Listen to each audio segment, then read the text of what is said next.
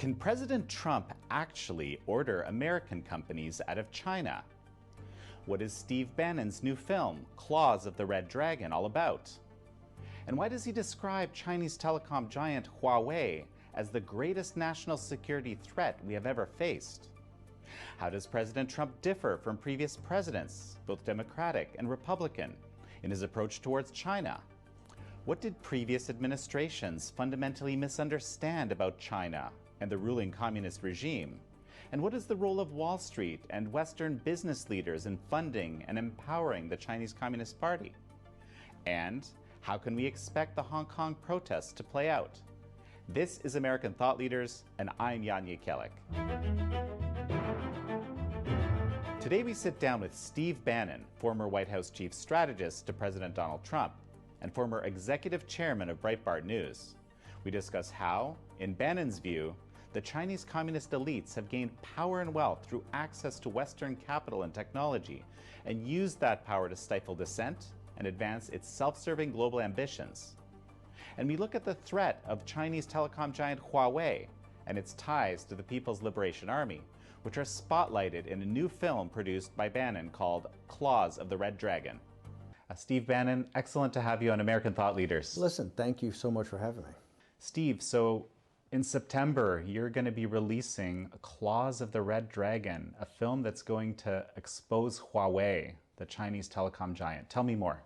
Well, one of the issues about Huawei, it's the technological arm of the PLA. It's the driver in 5G and quantum computing throughout the world. And whether it's Western Europe, Canada, the United States, or Australia, people, particularly citizens, don't really understand what's in back of Huawei.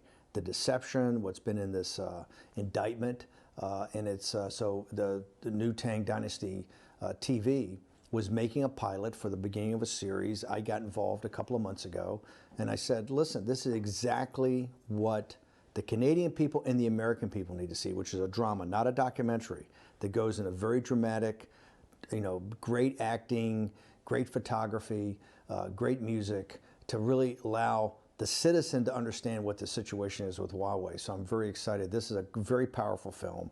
It talks about the arrest of the chief financial officer, who's also the daughter of the founder. I think it opens up and explains in a dramatic form exactly what's going on with China's encroachment into the technology area throughout the world. People will be shocked when they've seen it. We've already tested it with some people. I've tested here in the United States in Washington, D.C. Yes, I've had a couple of test screenings of the rough about a month ago, tested it with some fairly senior people in the U.S. government, and they were stunned by some of the revelations in the film. And so that's why I told Dr. Joe, about we've really got something, I think, very powerful here. And what I'd like to do is make a big deal about the opening in Canada. And what I'm doing right now, I'm fielding calls from all throughout the world, Australia, Europe, in the United States, to cut distribution deals so the entire world can see this. I think they're going to be very, very impressed. That's incredible. And Dr. Joe Wong, of course, the president of NTD Canada, our sister media. I'm going to read something that struck me in the press release, which kind of blew my mind a little bit. I mean, you describe Huawei as the greatest national security threat we have ever faced. That's America. I mean, bigger than nuclear war? This is quite the statement. No, because here's why. The future of all technology, the backbone of the future of technology is 5G. It will be a dominant technology. Right now, the path that Huawei's taken as a front for the PLA is to basically take over the networks and the components throughout the world. If we allow this to happen even for a couple more years, Huawei is going to control basically the communication systems of the West, and therefore will be able to control the West.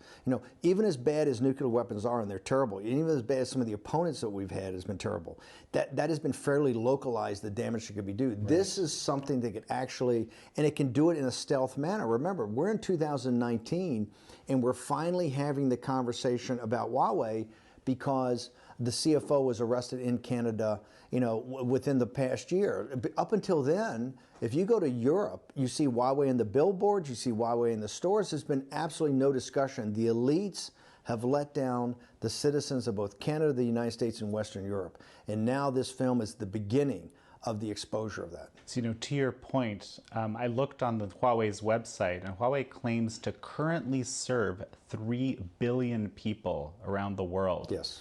It has almost 200,000 employees.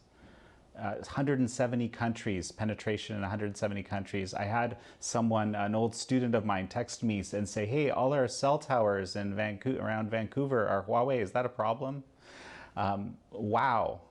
It feels like it's been under the radar. How did this happen? Well, one of the things, there's an indictment out there. The reason she's under house arrest in Canada today was this indictment. They want to extradite her to the United States. This indictment, when you read it, and here's the thing, nobody in this town's read it. Okay. I'm talking about people in power have not read it. You've got to go read, and we're going to put it up on the website, you've got to read the indictment of Huawei. It starts back in 2007. I mean, this has been a history of their nefarious activity for quite a while, and it has never really gotten exposure, really hasn't gotten any media exposure. Part of that is the misinformation campaign that the Chinese Communist Party